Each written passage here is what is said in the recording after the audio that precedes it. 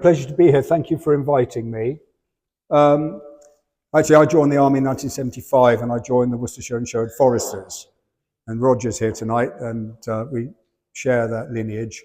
And then after about 9 years, I transferred to the Intelligence Corps and then did most of my career doing that. And then when I left, I decided to study the history of art. It's completely different from anything to do with my military background. But what I did was to specialize on how war is represented in European visual culture.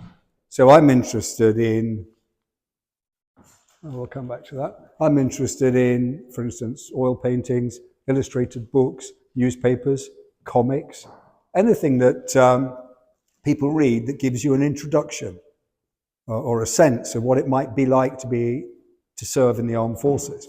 Because it's highly idealized and it's totally non-natural in a way, but nevertheless, that's how we all learn about the armed forces. When we're young, you know, we read stuff, we see stuff on telly and so on. And so anyway, so that's my background. So I brought all of my military experience, my intellectual property, if you like, to working in academia. And I taught at Newcastle University and York, and then especially at University College London. And now I don't, I'm retired. So in my last job, I worked for Newcastle University and for UNESCO on protecting cultural property in war zones. There's international law on this subject. Don't tell Donald Trump that because he tells you it's a waste of time, and it arguably is. But the point is, you know, there's law about protecting cultural property, which brings me to this talk tonight. So what I want to do is talk about this. Should we keep stuff that we acquired during the colonial era and that now sits in national museums, and in particular, perhaps for this audience and for me especially, in our regimental museums? Stuff that we never really look at, we don't really fund very well, and that has arguably lost its significance in the modern world, but we can talk about that. So what should we do? And if other nations want it back, should we give it to them? Now, just as a starter here, maybe it's not necessary to stress the importance of culture at the minute, because the culture wars and the nature of identity and all that stuff has become incredibly popular, as you know, and very controversial over the last decade or so. But nevertheless, it's worth, I think, just stressing right from the beginning that culture can be a weapon in armed conflict and afterwards. So groups enjoy a form of collective ownership over their cultural products and artifacts. I don't think anybody would argue about that. We just, in this building tonight, we get a sense of our own cultural heritage and what it might mean to us. This puts ethical restrictions on how people who do not belong to those groups can legitimately make use of them. Now, that's a lot more controversial in my opinion.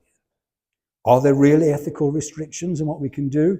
Or if there are, then surely what that does is to suggest that culture can be a weapon, because you can breach that barrier and you can do stuff with culture that you know will hurt your adversary.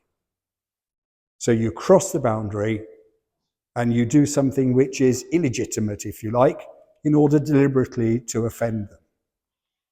Now here's something. My PhD is on the way the Franco-Prussian War, 1870-71, how was the Franco-Prussian War represented in German culture 25 years later when there were big celebrations in Germany?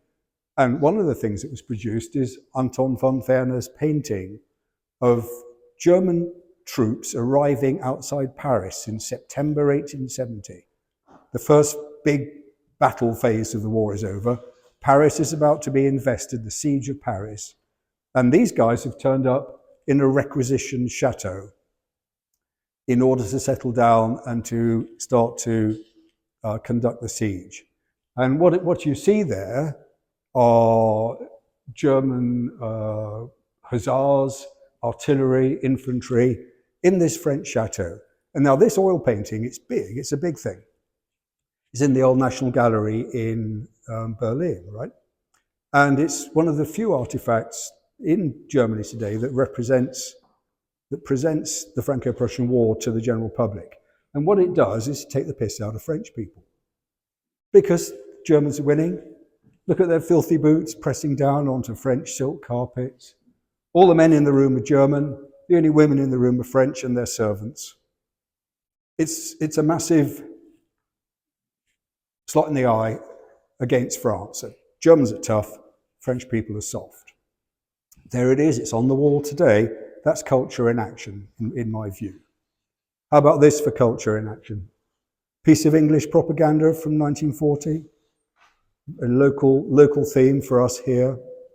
This appeal to the British countryside as something good, as something patriotic that the nation should gather around and protect. Or indeed the defence of St Paul's Cathedral, whose survival in 1940 is by no means an accident. Over 100 people spent every night of the war on the roofs of the cathedral, making sure that every single bomb that fell on that building, the phosphorus bombs, the incendiaries, were kicked off the edge or doused in sand and so on. The building survives because of a conscious political act that it would not burn. And we end up with this iconic photograph and so on. This is about culture, the power of culture in war. The Black Watch, in 1882, defeated the Egyptian army, Tel el-Kebir, for those who know their military history. At the end of the campaign, troops are waiting to get on the troop ship and come back to the UK. The commanding officer says, right guys, you're never going to come to Egypt again. So I'll tell you what we're going to do. We're going to march 20 miles. I'm going to take you to the pyramids. We'll have a look at them and we'll come back next day. And that's what they do. And there's the Black Watch occupying key Egyptian cultural objects, the pyramids and the Sphinx. That photograph, in the sense, is an act of colonization or ownership or a victory. And quite rightly so. Anyway, so against that background, given that culture is significant, one of the last things I've done before I retired is I worked with the army, actually with all three services, running the first ever cultural property protection course with a load of reservists from around NATO, determining how to ensure that culture is, if possible, protected during the conduct of operations. So, for instance, we go to Mottisfont Abbey, which some of you may be familiar with, one of the National Trust's most prominent buildings, not far from here towards Winchester, and run an exercise there, right? 3-day exercise where they had to assess what the armed forces could do to try and ensure that the building itself and its context would not be destroyed during the planning and execution of a military operation. Try not to destroy it deliberately as part of the planning process. Okay, so having set up the idea that culture is significant and it's also powerful, there are no rules in international law at all for restituting, for giving stuff back after a conflict. So in our society today, we find ourselves in a situation where our museums, including our regimental museums, are full of cultural artefacts that we acquired during the colonial era. There's no law to say that we should give it back, but are there moral reasons why we should perhaps think about saying, well, yeah, this is significant to you, but it's no longer significant to us, perhaps, is one way of thinking about it. Maybe the word significant is really important here. If something isn't significant, why hang on to it? If you think it's important to you, why shouldn't you have it? So, but really there are three underlying questions that we can think about while I'm talking today. Should museums restitute high-value objects? Is it in our interest to do so? Is it morally right to restitute high-value objects, meaning significant? Can museums bring themselves to do so? Can the trustees of regimental museums bring themselves to say, I grew up with this stuff, it was in the officers' mess during all of my service, it's really important to me, but hey, in the greater scheme of things, it's in the storeroom, we're not using it, we don't really care, I do personally, but the regiment doesn't. Should we be holding on to that? And whose job is it, who is entitled to make an ethically compelling case for sending it back? Who's going to stand up and say, come on guys, let's give it, or let's offer it, right? Let's offer it. These really big cultural questions. And if you're tuned into this and you read the papers on a regular basis, you'll find out there's a massive amount of conversation about this in the broadsheets.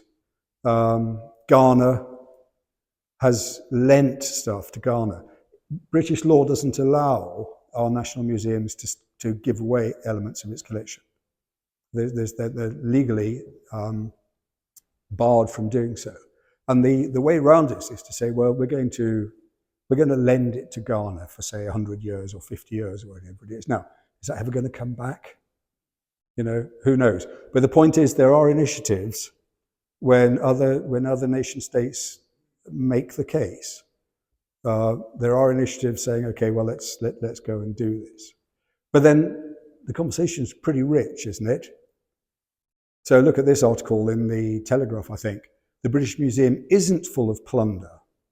It's not full of stuff that's been stolen. It's full of the world's cultural objects, and they are everybody's objects, and they happen to be in London or wherever it is, and we are looking after them to an appropriate standard. They're accessible to a global audience.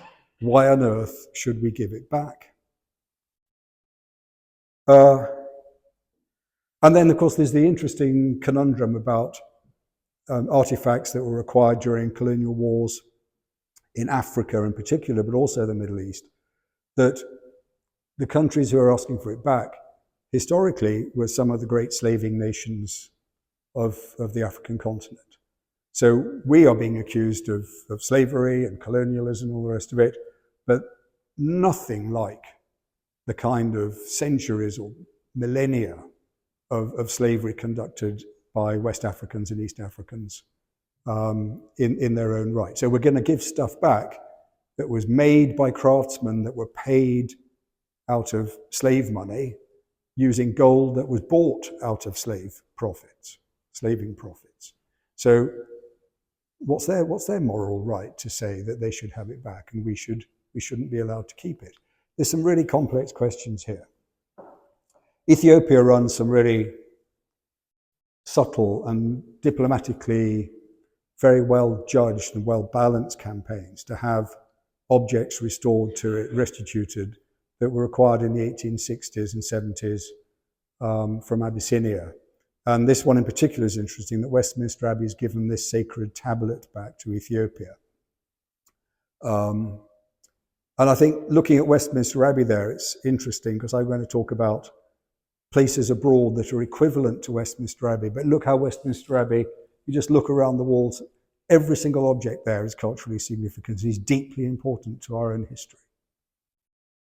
And there's the emotion of it, the depth of it. And if we're looking for emotion, think about the Indian Mutiny. How, you know, the Siege of Lucknow goes on for months. And during that time, the Union flag flies over the Residency. There are several of them. As soon as one is shot down, another one goes up. The flag flies throughout. And when, at the end of British colonial rule in India, as a matter of deliberate political choice, the very last Union flag to be lowered in British India is the Union flag over the Residency in Lucknow. Now, that's a powerful political moment, isn't it? A very consciously political, powerful thing to do. And by the way, if you own one of those flags, wow. In Great Chervil, where I come from, we're in the Bell Inn. Anybody been to the Bell Inn in Great Chervil? Oh, come on, guys. It's great.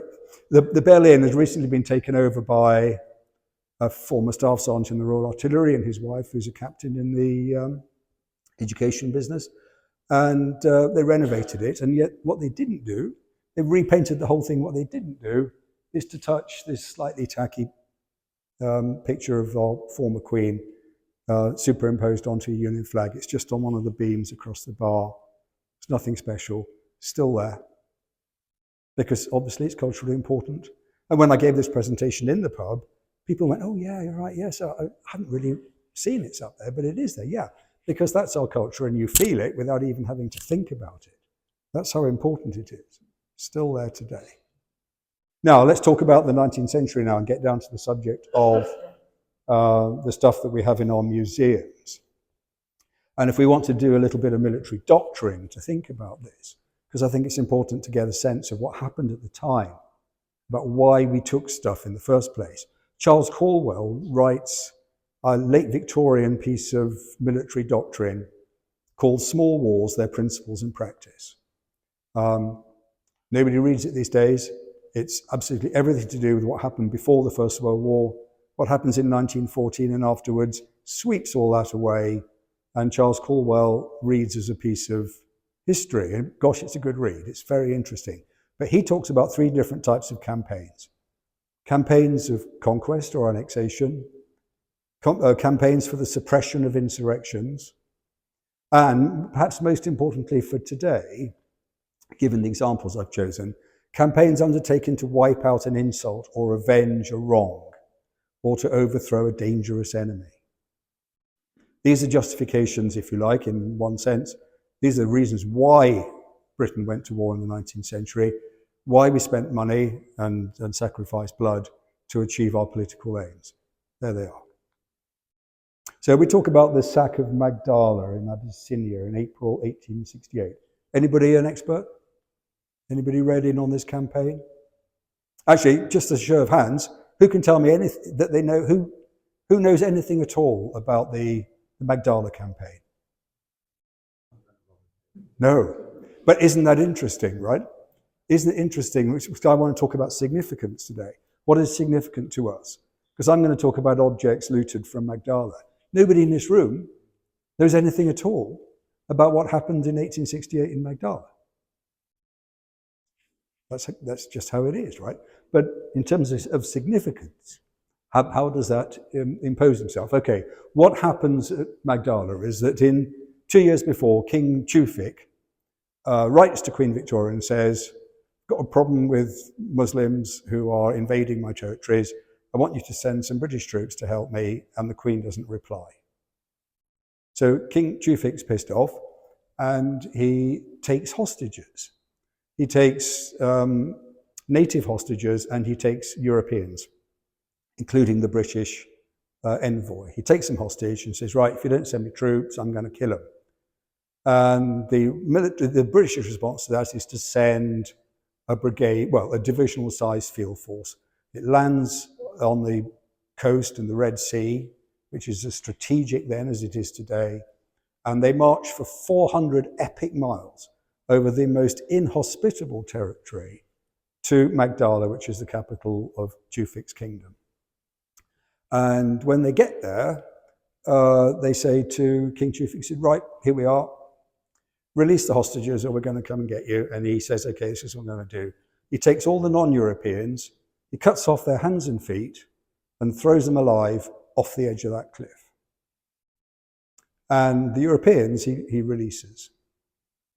At which point the British then attack. You can see in the picture there very badly, I think, but you can see a brigade in the assault with the Royal Navy firing rockets over the top, field artillery involved. It's a very quick one-day affair.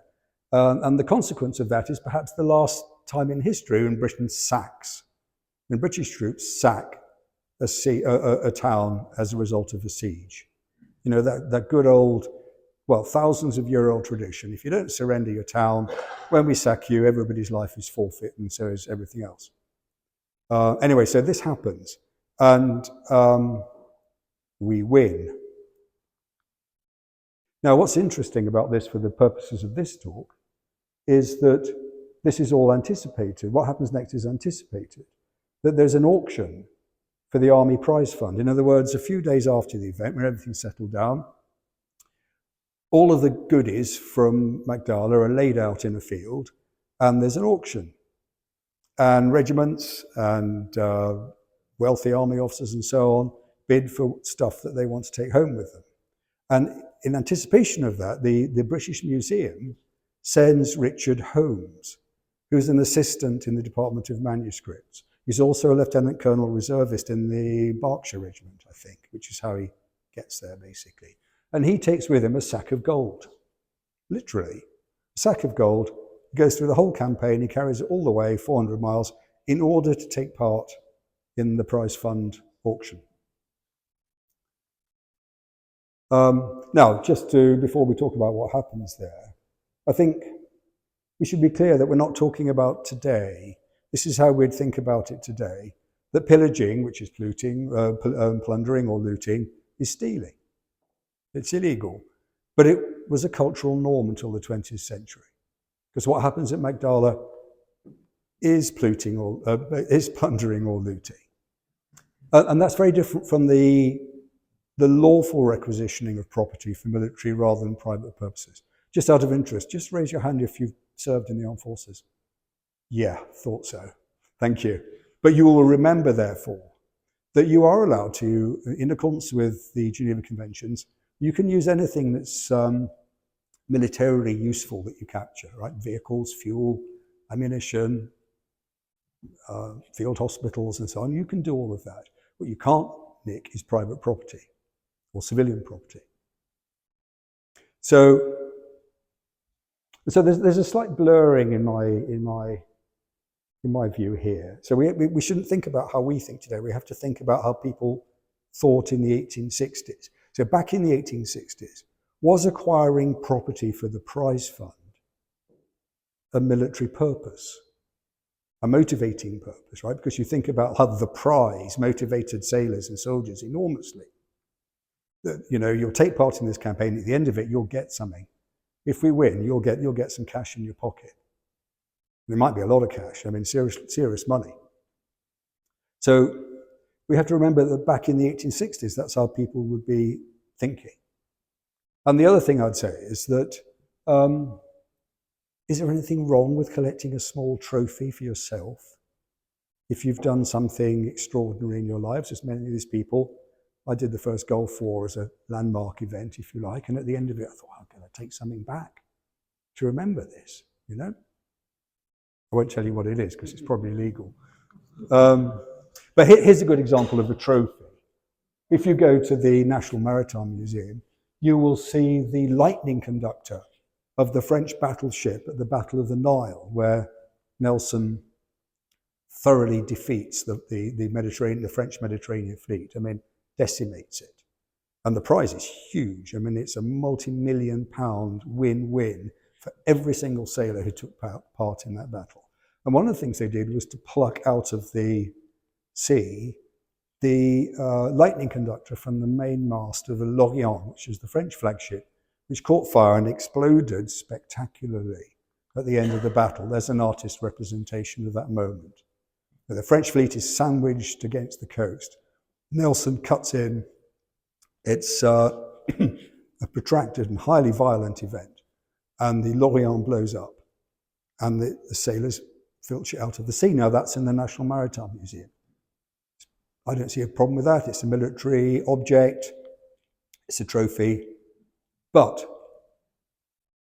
coming back to this idea of trophies and looting, what the Ethiopian government says today is that, not like a masthead thing, like the lightning conductor or something as banal as that, as military as that, it says that what happened at Magdala when all the churches were looted, when the palace was looted, when everybody's home was looted and destroyed, when there was so much loot that the troops couldn't physically carry it back to the coast. Apparently the road either side of the city for some tens of miles beyond it was just full of silver objects that soldiers had picked up, and then after the first 20-mile march, they went and sold that and they threw it in the ditch. The place was just awash with loot, basically. Now, what the current Ethiopian government says is that the looting of churches in particular constitutes a gross act of sacrilege. Christian churches, of course, Orthodox Christian culture.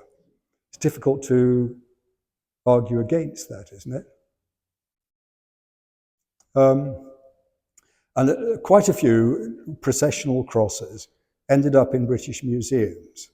And there's a couple of them there. British Museum, the V&A, has these objects amongst many, many others. Many others. And all our museums tend to be full of this stuff, including a lot of regimental stuff. So if you go to the V&A today, you'll see that. And that's full of stuff that's been nicked, and it's not military. It's civilian. So in today's terms, it was stolen in those terms. But you've got the Queen's coronation robes over on the right. You've got the King's crown behind it. You've got some of those processional crosses you can see. You've got Bibles, all sorts of objects. Now that, frankly, makes my mind spin a bit, actually. I think it's, as a historian, I shouldn't be emotional about it or take a position maybe, but I think it's disrespectful. I really do. I think having the crown and the robes in particular, I think is problematic. Now, what's interesting about museums, and it includes our regimental museums, is that as political scientists and sociologists have shown, people in charge of influential social institutions guard their power jealously. They guard their power. And the power in a museum is its collection. No collection, no museum. No museum, no power. And that's one of the reasons why cultural objects tend to get destroyed in war. That museums and people running institutions like the church, they don't want to give their stuff to somebody else to look after because they lose their power. So think about what happened in the Second World War in Italy, for instance. At Monte Cassino is a classic example, where all of the treasures were shipped out of Naples because it was going to be bombed. And they were put in the cellars at Monte Cassino. And then when the Allies get to Monte Cassino, it's very clear to everybody that Monte Cassino is going to be destroyed in the fighting that's yet to come. And the German army begs the abbot to backload all of that cultural property to Rome, and he resists. He says, oh, it's safe here, I've got control of it, it'll be all right. And of course it wasn't all right. But luckily, the German council prevailed, and the Naples cultural treasures were transferred to Rome, and therefore they exist to this day. They've survived. But you can see how the abbot himself is deeply, deeply unwilling to relinquish control to anybody else. Now, think about the library in Sarajevo, at the beginning of the civil war in Sarajevo in the 90s, for those who might remember that. That the central library in Sarajevo is full of 1,000 years worth of cultural objects burnt to the ground because they weren't prepared to move it anywhere else, and so on and so on. That's a recurring theme. So our challenge today is that we have our museums, including our military museums, full of stuff, and people don't want to give it up because otherwise what would they do? And this is an example, I think. When Haile Selassie comes to Britain in 1924 from Ethiopia, the UK government decides to give him back some of the stuff from Magdala. And there are two crowns, the one we've just seen before, and or this one here, this is the one we still have. And the other one, which was gilt, so it's not solid gold, it's just gold plate.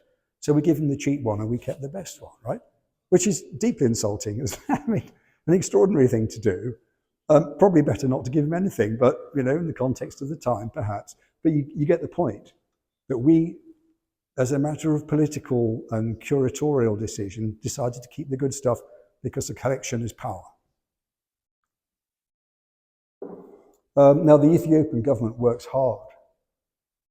And every time anything from the Magdala campaign comes up for auction, like here from the Busby auction house, it sticks its oar in quite elegantly.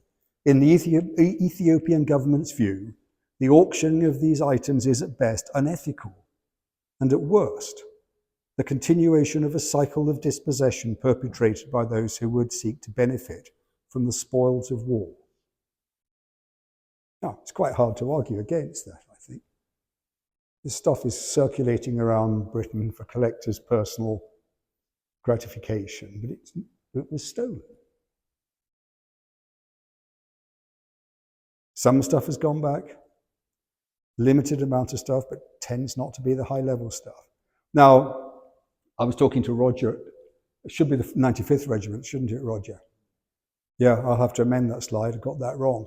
I served in the same regiment as Roger here, and on our dinner nights, we had a processional cross from Magdala as a centerpiece on the table, or close to the centerpiece, It's about this big, isn't it? I think, Roger, about like that, something like that. And it was mounted on a piece of oak that purportedly came from the Roman bridge over the Derwent, Trent. So you had this double whammy, Ethiopian Coptic silver, Roman oak, and it'd be in the centre of the table.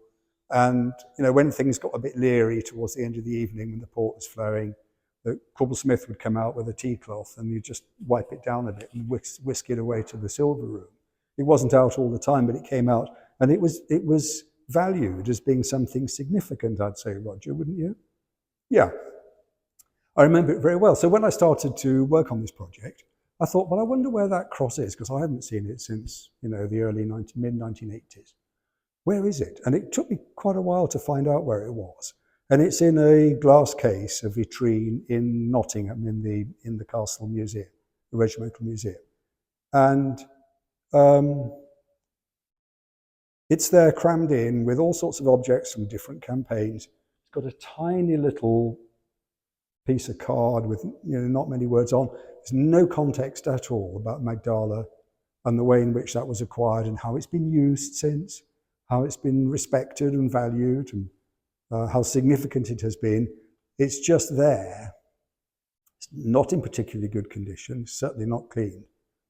And so, has it lost its significance in Britain? Does it still function as a token of victory, valor, or skill? I don't think it does. And you can, if you want to disagree with me, please, we can have that conversation. But I think it's lost its resonance, its significance in Britain. And it's just there. So should we still keep it? I think this is interesting. Sorry, Roger, 95th. We just look at how the shadow of Richard Holmes and that auction lies over all of this. Look at the difference in quality between the stuff that the British Museum acquired and the equivalent that the regiment acquired. It's all down to money, of course. The British Museum bought the good stuff. So there's an interesting issue there about significance, because the really great quality stuff is probably more significant to Ethiopia than the other stuff, although the Ethiopian government, I think, would argue otherwise and say, we want it all back. Nevertheless, there it is. So having got to this point, having used Ethiopia as a test case, really, this is what I want to for us to think about, really, is that cultural objects are definitely very political. They are weapons in conflict, and they're weapons in victory. And the spoils of war, as we understand it, looting and trophy taking, is something very specific to every culture. We all have our different ways of thinking about the spoils of war, but we have a very fixed view, a received view about what's right and what's wrong, what you're allowed to take and what you can't. And then the power of museums, or owners really, but museums, whether they're national or regimental or whatever. Now, against that background, what I'd like to do for the last third of this talk is to talk about the loss and reconquest of the Sudan, 1881 to 99. Any experts in here? Oh, you see, here we go. Isn't it fantastic? Isn't it brilliant, though? I mean, I'm absolutely fascinated by this. I had a friend, she was the head of history, the Perse School for Girls in Cambridge. It was rated the top, second best girls' school in Britain a decade ago. I said to her, I'm doing some academic research into the Sudan campaign. She'd never heard of it. We don't know our colonial history very well. It's not taught anymore, is it? And many people find it embarrassing, for reasons I don't understand. But there we are. So probably the most finest, successful counterinsurgency campaign ever conducted by the British Armed Forces against an Islamist uprising in the Sudan and Upper Egypt, where in the first phase, 1881 to 85, the Islamist leader Mohammed Ahmed, who proclaims himself to be the redeemer of Islam, the Mahdi, defeats the Egyptian army in the Sudan. He subdues tribal resistance, and he establishes a caliphate, after which there are no Europeans north of Upper Egypt. south, I should say. We're down towards the equator. There's nobody. There are no Europeans south of Egypt. The area in green, hashed out there, is the rock solid center of the caliphate. It extends beyond that. So Britain is Egypt is part of the Ottoman Empire, but to all intents and purposes, because we won the 1882 war against a rebellion in Egypt, Britain and British troops prop up Egypt. And so we find ourselves against Gladstone's better inclinations. We find ourselves engaged in spooling up and then winning a pretty sophisticated, long-term, it takes nearly 20 years, counterinsurgency campaign. And we do it over an area of operations that's 1,000 meters deep. From Alexandria to Omdurman is 1,000 miles of mostly desert. Of course, you've got the Nile Valley, you've got the green bed. 1,000 miles of desert and about 300 miles across. It's a huge area of operations. Now, my talk isn't really a military history talk, it's a military culture talk. And what I'm interested in as an art historian, really, is not so much the conduct of the war, but how it's represented in Britain at the time. And I find this picture interesting, you see, because here's the enemy as imagined in Britain, 1883. Bearing in mind this is a culture that most people in Britain have never travelled abroad, of course, in the 1880s. Never been abroad. The way they imagine the world is through the illustrated newspapers in particular, broadsheets. This is a centerpiece pull-out. It's a 2-page spread in the Illustrated London News. It's got two little metal halves. You can pull it out and you can stick it on your wall. It's designed to be a pull-out. And what it shows you is dervish warriors as imagined by Richard Caton Woodville, the artist. And what I think is interesting about the picture is that it's a fantasy piece, right? It doesn't really tell you anything about dervish warriors. He's not been there. He's doing it in this painted. He's drawn this in a studio in London. But what you get is a sense of the stuff.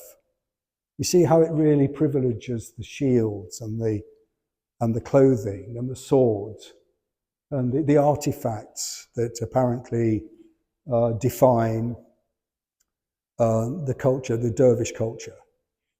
There's this fascination with not so much people, but what they look like.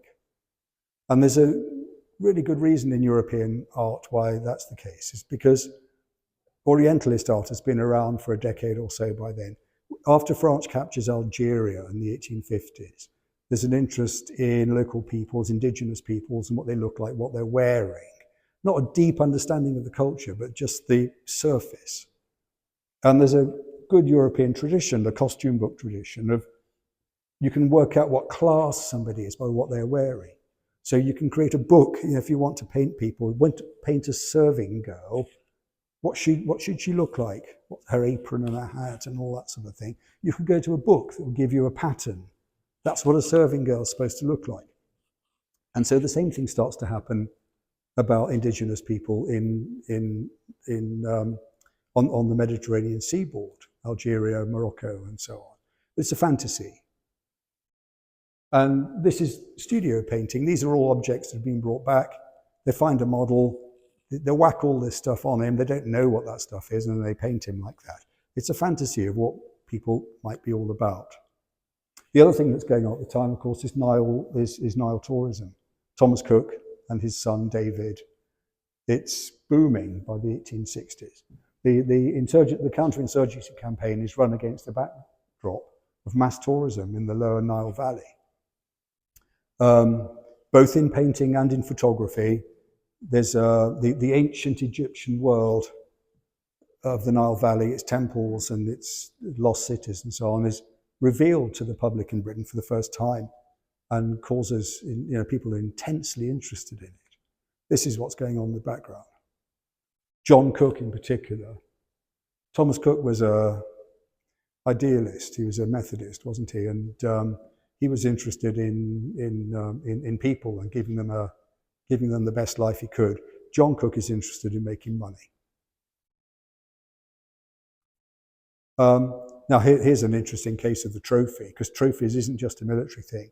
He makes so much money for Egyptians, contractors and so on, for the good name of Egypt politically, that they give him a couple of statues that have come out of a tomb. And they remain in the Thomas Cook family until quite recently, in fact. And I think they're now in the Leicestershire Museum now. But that's a form of trophy. It's not a military trophy, it's an economic one. It's a commercial one. Now, the enemy has encountered is an entirely different thing. And I think this is important because if we talk about significance, what is, I think, significant about trophies is the kind of person you've taken it from. And in British military culture, we would come to think more of people who are good warriors than they are poor warriors. And so the dervish prove themselves to be a formidable foe. And that's what they look like. Gosh, there are very few photographs of dervish as a collective noun, and the troops of course calls them fuzzy wuzzies because the tribes bordering the Red Sea would do their hair, as you can see here. They would grease their hair up like that as part of their look, if you like. The Sufi Muslims, and nevertheless they were known as dervish or as fuzzy wuzzy by the British troops. And what we have to remember is that Sudanese life was something that most people in Britain couldn't understand at all. It was a million miles away from British culture. Now, Rudolf Karl von Slatin was an Austrian reservist officer who ends up as a provincial governor in Egyptian pay in 1881 when the uprising starts. He leads a very successful, very violent resistance to the Mahdi's forces until eventually he's captured and spends, I think, 16 years in captivity. And when he is released from he's sprung out of captivity by the British. He then writes his memoir, which is deliberately political. And what he says here is, when General Gordon divided the spoil, no one was forgotten, and he kept nothing for himself. He was very tender-hearted about women and children and never allowed them to be distributed, as is our custom in war. In other words, women comprised the top-level loot in the intertribal context of the Sudan. He fed and clothed them at his own expense. One day, continued the Sheikh, without letting Gordon know, we put some women aside, but if he had found us out, we would have had a bad time of it. Now that's quite a political thing to write. This is propaganda for British involvement in the war, but nevertheless, it scandalizes people in Britain. They're thinking about Islamic culture and life in the Sudan, that these people are savages who treat women like this. And there's a bit of an echo, I think, with what's happened in the last few weeks in Britain, where over the rape gang issue, where for the first time in living memory, as far as I can remember, people are now saying different cultures are not equivalent to each other. They're not directly equivalent. Some cultures are superior to others. Kemi Badenoch has said that, and it caused a sensation. They're saying that Christian culture, if you like, or Western European culture is superior to that has emanated out of the Islamic world in recent centuries. And what's happening today in Britain mirrors, in my view, what was happening in Britain at this time during this war. Now, if we just hold that thought about what people thought about the Sudanese and their culture, now think more about the dervish. What happens on the battlefield very early on, in 1884, for instance, is that British troops go to war against the Fuzzy Wuzzy, thinking they're going to be a pushover because they're armed with swords and spears and they're wearing flip-flops, etc. And the 19th Hussars go against them at El Teb with great confidence, and they have a rude awakening because the dervish don't ever concede defeat or territory.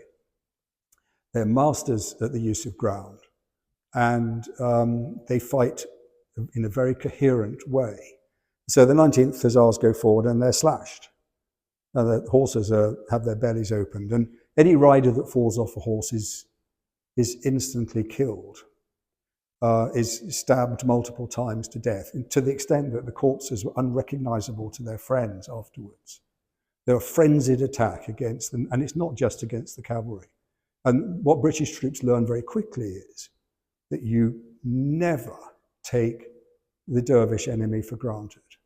It's one of the reasons why the campaign lasts so long, because Kitchener doesn't take any risks. You truly never want to cede tactical advantage to the dervish, because they will kill you. Incidentally, who are the other late Victorian warriors who are respected in British culture? The Zulu, and one more. Afghan tribesmen, Maiwand, right? The Battle of Maiwand. Should have thought about that before we went to Afghanistan this time round, right? But those are the three bogeymen in British culture. But there's massive respect paid to those groups, because in a sense they fought in the way that we like to think that we fight. Just out of interest, that's the terrain, because I knew it'd be quite a military audience. That's the terrain in which this conflict was fought. What the dervish were very good at doing is that they could conceal, in a piece of ground like that, they could conceal a battalion, and you wouldn't see them. You get within 100 meters and you wouldn't see them if you didn't recce the ground carefully. And what the dervish want to do, they want to get within 100 meters of you before you see them. And when they break cover, they're going to come at you with their stabbing weapons, so that you only get one round off before they're on you. And once it's close quarter battle, their weapons are superior to a rifle and bayonet. That's the game, and it's a serious game, and it's a professionally challenging one. So the British are very keen on taking trophies from these people, because these are people who are respected, because they fight well. They have moral qualities that you can't help but admire. And so you get, for instance, William Butler in his biography of the early campaign says, at the further side of the level ground, I ordered a group of 8 or 10. I saw at the further side of the level ground that he's just captured, stood a group of 8 or 10 dervish standards. I sent my staff officer back at once to carry the general the largest and best of the standards. So trophy taking is writ large. And just in case you think it's just a military thing, on the front page of the graphic illustrated newspaper, very shortly after the event that Butler's talking about, there it is, right? A lieutenant who no doubt had taken part in that campaign is now back in London, and it seemed fit that the Queen should be presented with one of those dervish standards, and he does it, and the moment is captured by an artist. Now, in 1884-85, the British Expeditionary Force to relieve Khartoum and to rescue General Charles Gordon, who's besieged there by the dervish, fails. It's an epic British failure. It's a political failure. Too few troops sent too late with not enough logistics. Have we heard that before? And they get within a day or two of Khartoum. Probably the Mahdi knows he's playing a game. He's got General Gordon's. He's not going to kill Gordon until he can lure the Desert Column into a killing area, which he does. And the Desert Column fights an epic couple of battles and narrowly escapes destruction at Abu Klea. Gosh, it's a close run thing, for the reasons I've already outlined. Just out of interest, that's Abu Klea today. That's the battlefield tour I want to do more than anything else. Those are the British graves at Abu Klea. Look at the terrain, look at that terrain. It's about 400 miles from anywhere. You won't get there without local tribal support. And Sudan, of course, is an Islamist state. So apart from that, it's really easy to do. But I'd love to go there. There they are reaching the Nile a couple of days later, the several thousand. It's a brigade size, the Desert Column. First use of camels. The brigade column is camels and horses. And they've just completed an epic trek across the desert, the neck of the big bend in the Nile. And gosh, they're lucky to survive that. Now, but my point is this, right? If you had done that, as many people in this room had done, taken part in military operations, an extraordinary and unique experience, wouldn't you want to take home a token of valor and skill? I think so, and I don't think there's any problem with that. This I love, because I found this in the archive in Durham University. This is a scrap of paper written by a staff officer in the Desert Column headquarters. And it lists the objects that are going to be given as trophies to staff officers and commanders, right? There's General so Evelyn Walsh is there, General Wolsey is there, and then all the principal names of that campaign are there. And they're given clothing, jibba, which is a sort of tunic. They're given Qurans, they're given spears, and so on and so forth. So trophy taking is endemic, and arguably there's nothing wrong with that. But the thing there is a problem with is the death of Gordon, which, as you may or may not know, goes unknown. What happens is when Khartoum falls in January 1885, all the Europeans are either killed, all the Europeans are killed, everybody's killed, all the Egyptian soldiers are dead, and a veil comes down over the Sudan, which isn't broken for at least a decade, and nobody knows what's happened to Charles Gordon. No, he's dead. And the rumour filters out that he's been beheaded, because the head is the ultimate trophy. This is about trophy taking. Now, what happens is that when one of the reasons why Carl von Slatin is sprung from jail in Omdurman by the British is that he's a witness to this. He's a prisoner already. He's in Omdurman when Khartoum falls. And this illustration shows the event that he describes in his book, which scandalizes Britain, and it's about the trophy. He writes, "I crawled out of my tent. In front marched 3 black soldiers, one named Shatta, carried in his hands a bloody cloth in which something was wrapped up, and behind him followed a crowd of people weeping. Shatta undid the cloth and showed me the head of General Gordon. I gazed silently at this ghastly spectacle. His blue eyes were half opened, the mouth was perfectly natural, the hair on his head and his short whiskers were almost quite white." And of course, that's deliberately written up in that sensational way to whip up a public feeling about the campaign, because this is trophy taking in the most primitive way possible. So very quickly, we end up with, anybody remember or seen this statue? It used to be in Trafalgar Square. It was moved to a corner of the Ministry of Defence in 1942 to make room for a bomber as part of the propaganda effort in London, where it still is, and it's fine down there. Gordon's head, the ultimate trophy. So the campaign now is to wipe out an insult, avenge a wrong, and to overthrow a dangerous enemy, as Charles Caldwell suggests, right? And indeed, in the same archive, I find this. This is a letter from Mr. Squires, who writes to Colonel Wingate, who's the head of intelligence in the field force. He says, "My last letter was only as far as I recollect to urge you to not let anyone be in front of you in regard to recovering the head, at least, of Gordon." So forget the campaign, right? Forget winning the campaign. What I want to see is the head, because we've been insulted, a trophy has been taken. And George Joy makes a fortune out of this oil painting. It's reproduced in engravings, of course. You could buy a copy of it. You can have it at home. Makes a fortune out of that. And interestingly enough, Madame Tussauds had this figure group on display for quite some time, 1897, so towards the end of the campaign. I went to Madame Tussauds. No one does research at Madame Tussauds. People laughed at me, so I'm going to go to do some research in Madame Tussauds. I went, really? Nobody goes to... Anyway, I got there, and one of their rules is you can't do research unless you've been around you've got to tour it. So I did Princess Di, and I did the boy bands, and I did this and that and everything. And then finally, I was allowed to go, and most of the stuff in Madame Tussauds was burnt in 1927, I think. It was a massive fire in their warehouse. and all the wax, went down the road. All that's left is a photograph. And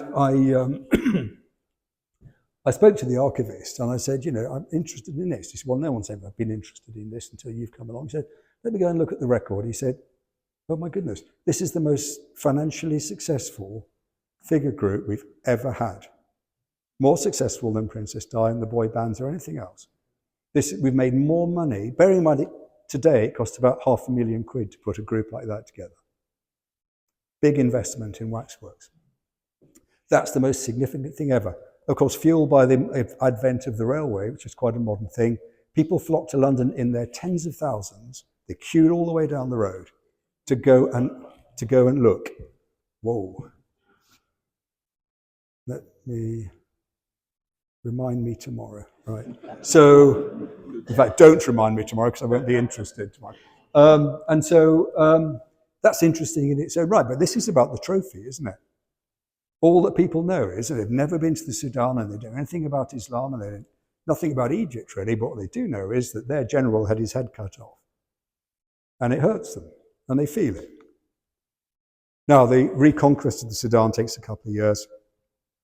Mahdism is defeated and General Kitchener recovers all the territory, and there are two battles at Bara and Omdurman.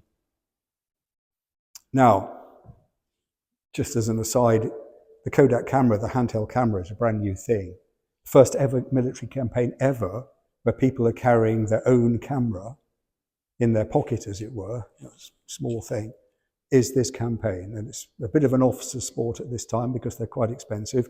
By the First World War, there's cameras everywhere.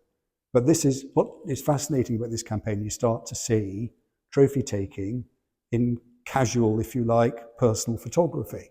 And actually what's interesting here is this is René Bull is a journalist. If you look to the right, that's his tripod camera, his expensive, not old-fashioned, but state-of-the-art, but that's until the Kodak camera, that's all you had. But he's put his unwieldy camera to one side to take a snapshot of this moment where Wingate interrogates the dervish leader, Mahmud, who has just surrendered at Bara. You can see the bayonet wound in his right thigh, by the way.